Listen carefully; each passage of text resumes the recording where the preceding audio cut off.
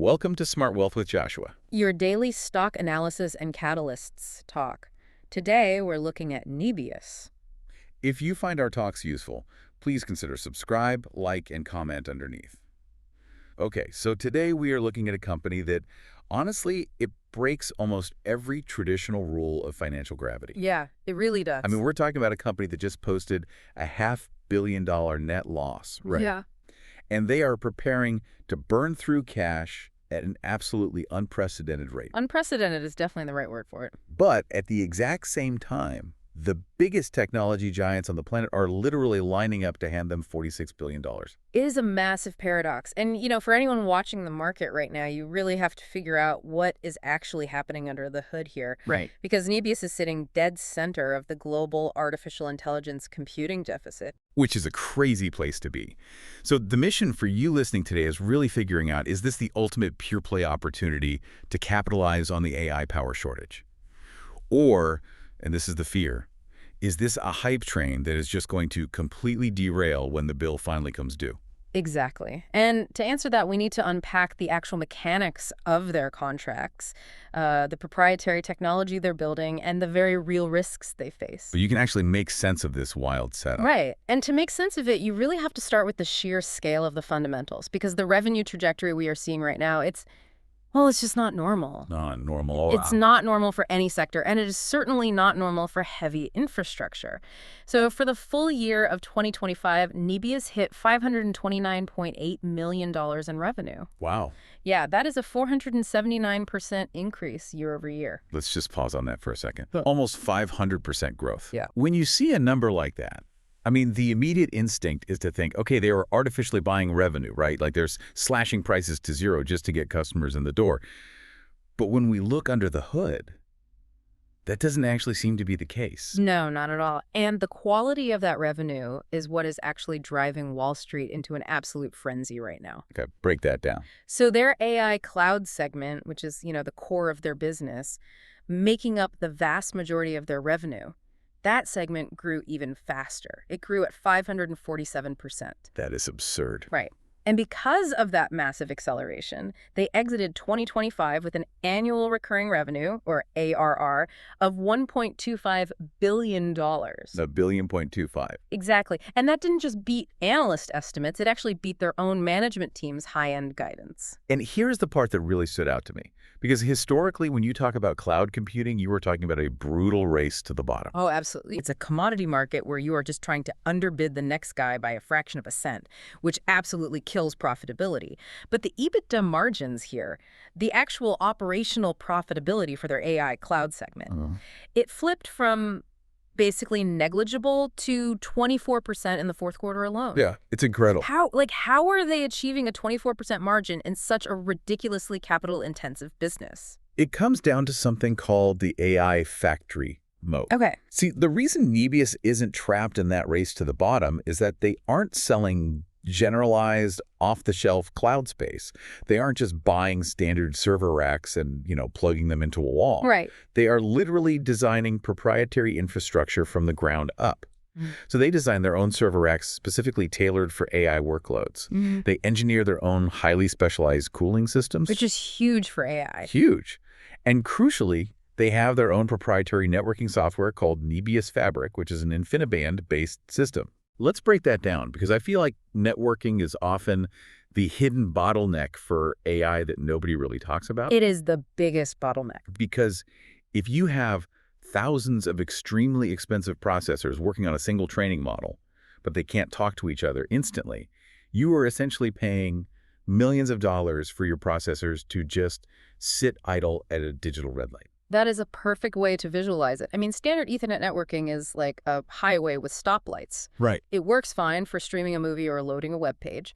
But when you are training a massive language model, the processors need to exchange immense volumes of data simultaneously. So InfiniBand is like a dedicated Autobahn with zero speed limits and zero intersections. Oh, that analogy. Yeah, and by integrating their own Nebius fabric directly into their proprietary hardware, they achieve much lower latency. So for the client, that means drastically better performance per dollar. Because they get their AI model trained faster and cheaper. Which is exactly why Nebius can command that 24% margin. And it isn't just the software, right? the physical buildings themselves are engineered completely differently. Yes. You look at their data center in Mäntsälä, Finland. This facility uses a proprietary heat recovery system. They actually capture the massive amount of heat generated by these thousands of servers running at maximum capacity, and they literally use it to heat local homes in the city. It is brilliant engineering, honestly. And the result of that is power usage effectiveness, or PUE, of 1.14. Okay, for you listening, let's give some context to that number. Right. Because a PUE of 1.0 is theoretical perfection, right? Right. It means every single watt of electricity goes directly into computing with zero waste. And most standard data centers sit much, much higher, wasting huge amounts of power on crude air conditioning. Yeah. So hitting 1.13 is like building a combustion engine that is essentially frictionless. Exactly. It's a level of ultra efficiency that traditional competitors find incredibly difficult to replicate without, literally tearing down their existing buildings and starting from scratch. Right. And this physical location in Finland, it ties into a massive geopolitical advantage right now. We are seeing strict data residency laws coming down the pipeline under the EU AI Act. Yes. The regulation side. Yeah, and this is creating a massive surge in demand for what is being called sovereign AI. Right. So European enterprises and governments are basically saying, we want our data processed locally on European soil under European laws. We do not want our highly sensitive proprietary AI models bouncing around servers in North America. Exactly. But let me push back on this a bit. I totally understand the sovereign appeal. But hyperscalers like Amazon and Google have bottomless pockets. I mean, they have hundreds of billions in cash. If they want to build an ultra-efficient data center in Finland to comply with the EU AI Act, they can just write the check. Sure.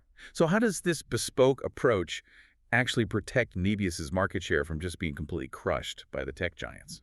It is a great question. But the reality is that the giants are trying to be the everything store of computing. They have to support enterprise software, consumer web hosting, streaming video, email servers. Their entire architecture is generalized by necessity. Right. Nebius is a specialty shop. It is purpose-built, ground up exclusively for massive AI workloads.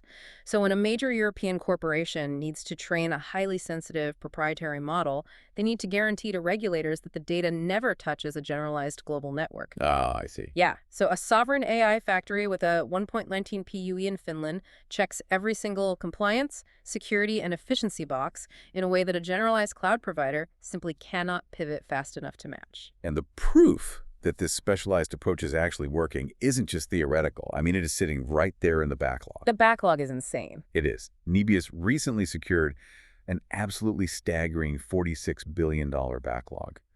And that brings us to the financial reality of what it actually costs to build all of this out. Staggering really is the right word. We are looking at a 5-year deal with Meta that is worth up to $27 billion alone. $27 billion just from Meta. Yeah. And what is fascinating about that specific contract is the foresight involved. $12 billion of that Meta deal is completely dedicated to NVIDIA's upcoming Vera Rubin platform. Wait, Vera Rubin, that's the next generation, right? Exactly. This isn't just about today's chips. This is Meta securing the absolute next generation of computing power before it even exists. Wow. And if you add to that, Nebius has a multi-year deal with Microsoft worth up to $19.4 billion, which is going to utilize their New Jersey data center. I mean, these are contract sizes that you usually only see in the defense industry when the government is buying fighter jets. Seriously. But here is where we have to look at the other side of the coin. To fulfill $46 billion in future contracts, you have to spend an enormous amount of money today. Right. For the full year of 2025, Nebius actually posted a net loss of $518 million. And it gets more intense. Management's guidance for 2026 includes an aggressive capital expenditure planned CapEx of $16 billion to $20 billion. The physical infrastructure spending required here is immense. I mean, you are buying land, pouring concrete, buying thousands of servers. Right. Now, they do have a solid war chest. They ended 2025 with $8.3 billion in cash and equivalents sitting on the balance sheet. Okay, that's a good buffer. It is.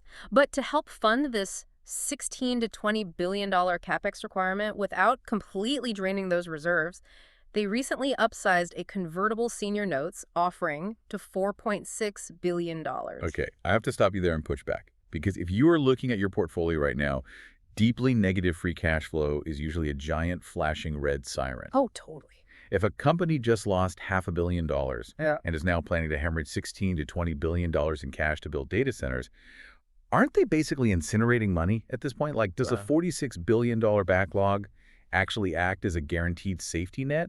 Or is this current debt a massive anchor around their neck? It is entirely about the strategy behind the debt.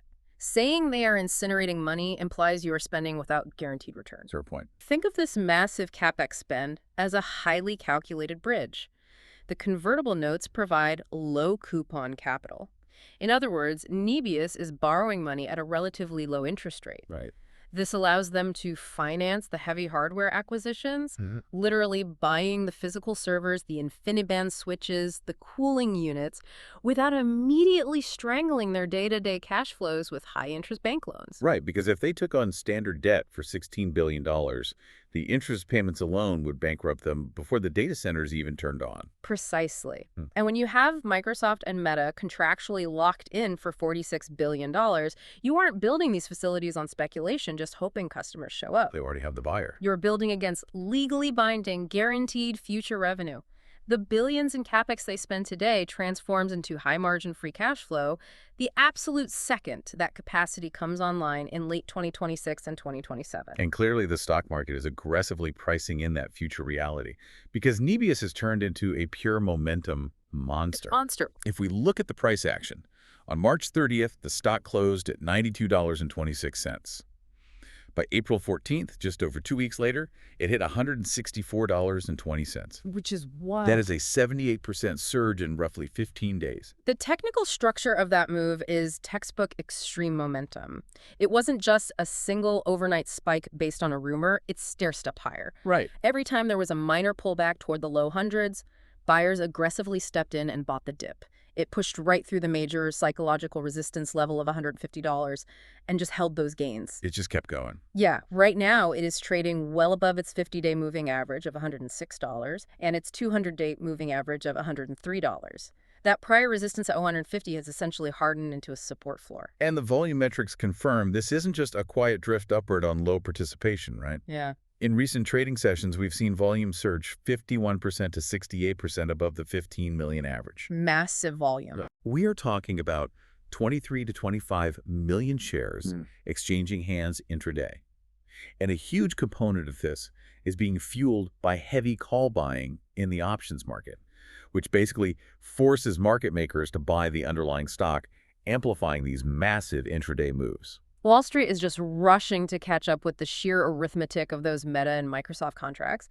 I mean, Goldman Sachs recently raised their price target to $205, maintaining a buy rating. $205. Yeah. They physically had to revise their revenue estimates for 2027 through 2030 upward by 30% to 54% just to account for the Meta deal alone. That's incredible. And D.A. Davidson and BWS Financial both raised their targets to $200. Okay, so the institutions are piling in, the big analysts are hiking their targets to $200, and we know major funds like the Alger Focus Equity Fund are aggressively buying. Right. But here is the glaring contradiction that I need you to explain, because this is where a lot of investors get really nervous. Okay, let's hear it. While all this buying is happening, company insiders are aggressively taking profits. Ah, yes. The insider selling. Director Elena Budina executed multiple sales recently.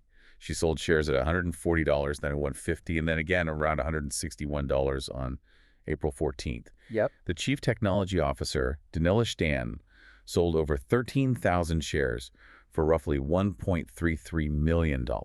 And another insider, Andrei Korolenko, sold over 31,000 shares for almost $3.5 million. Yeah, that is a lot of selling. If Goldman Sachs is screaming from the rooftops that the stock is going to $205, why are the company's own director and CTO cashing out millions right now? It is a vital question, and it's one of the first things you should look for when you're analyzing a momentum stock. But you have to look at the mechanics of how these sales were actually executed. Okay, how so? Director Bunina's sales were executed under a Rule 10b5-1 plan. Pre-scheduled plans. Exactly. These are pre-scheduled trading plans set up months, sometimes a year, in advance to avoid any accusations of insider trading. You set a price trigger, and if the stock hits it, the system automatically sells. So when a stock surges 78% in 2 weeks, those preset price triggers get hit rapidly, one after another. I hear you on the 10b5-1 plans, and I know that is standard operating procedure. but $3.5 million from one insider and $1.3 million from the CTO. Yeah. That is a lot of conviction to take off the table right before a massive multi-billion-dollar scale-up. Are we entirely sure they aren't seeing an execution bottleneck behind the scenes that we aren't? It is a totally fair pushback. You can't totally dismiss it, but you also have to consider the psychology of founders and early executives. Right. They often have the vast majority of their personal net worth tied up in this single company. Taking a few million off the table to diversify after a historic 78% run is just standard wealth management. Make sure they have some cash in the bank. Exactly. Does it temper the perfect bullish setup? Yes, absolutely. But given the incredibly heavy institutional volume coming in to absorb those shares, it doesn't currently signal an internal panic. All right, but that internal execution bottleneck I mentioned leads us perfectly into the legitimate risks. Because as much as Wall Street loves a hypergrowth winner, there is a very vocal bear case out there that could derail this entire thesis. Let's talk about the valuation risk first. Right. There is a strong contrarian narrative warning of an AI bubble reinflation, Which we've heard before. Yeah, and this perspective argues that based on current financials, again, looking at that $518 million net loss, the stock is fundamentally divorced from reality. This narrative suggests the actual fair value of the stock, based on traditional metrics, is closer to $45.52. Wow. Yeah, so if that contrarian view holds true, it would mean the stock is currently about 266% overvalued. And if you are a management and you know your stock might be overvalued, but you also desperately need to fund a $16 to $20 billion CapEx plan, that inflated stock price is essentially a tool you have to use. Yep. And that brings us to the very real dilution risk. Nebius has an at-the-market, or ATM, equity program for up to 25 million shares. Yes, and that is a crucial mechanism for them to raise capital. So an ATM program is basically like the company keeping a tap attached directly to the stock market. That's a good way to look at it. Whenever they need cash to buy more servers or cooling systems, they just turn the tap, print new shares, sell them at these inflated prices, and water down your slice of the pie as a retail shareholder. That is exactly how it functions, and it is a real threat to your equity value. The mitigation to that dilution, however, is the hypergrowth model itself. How so? If Nebius hits their target of $7 billion to $9 billion in ARR by 2026, and they actually achieve that 40% EBITDA margin at scale, the dilution from those 25 million shares gets easily absorbed by the sheer earnings power of the company. But getting to that $7 to $9 billion target requires flawless execution. That's absolutely flawless. And flawless is almost an understatement here. They are tasked with scaling their connected power from 170 megawatts today to a full gigawatt in a single year. Which is insane. To put that in perspective, trying to scale complex infrastructure by almost 500% in 12 months is like trying to build a skyscraper while the foundation is moving at 100 miles per hour. The physical logistics are mind-bending, and they are attempting this high-wire act while being heavily dependent on just two massive customers. Which brings up the concentration risk. If Meta or Microsoft sneezes, does Nebius catch a fatal cold? I mean, how dangerous is it to have your entire multi-billion-dollar future tied almost entirely to two clients? The concentration risk is absolute reality. If either Meta or Microsoft pivots their AI strategy, pulls back on funding, or if there is a massive delay in GPU deliveries, Nebius's revenue recognition gets pushed out. Right. And suddenly, that low-coupon debt burden we talked about looks incredibly heavy. Terrifyingly heavy. However, there is a structural mitigation built into this ecosystem. NVIDIA recently made a $2 billion equity investment directly into Nebius. Wow, so the company making the chips, literally the most valuable resource in the world right now, is taking a massive ownership stake in the company buying the chips. Precisely. That $2 billion investment acts as a vital VIP supply chain guarantee. It effectively keeps Nebius at the absolute front of the line for scarce, next-generation GPUs. Because NVIDIA wants them to succeed. Exactly. NVIDIA wants Nebius to succeed because Nebius is building the exact infrastructure needed to maximize NVIDIA's hardware. Because of this, the market debate has largely shifted away from, can Nebius secure the chips, to, can Nebius build the physical buildings fast enough to house them? Which brings us to the timeline. If you're weighing these massive risks, the dilution, the concentration, the execution against the massive rewards, you really need to know exactly what milestones to watch for in the coming months to see which side of the thesis is actually winning. Right. First up, we have Q1 2026 earnings coming in mid-May. For that earnings report, you need to laser focus on two metrics. First, revenue pacing.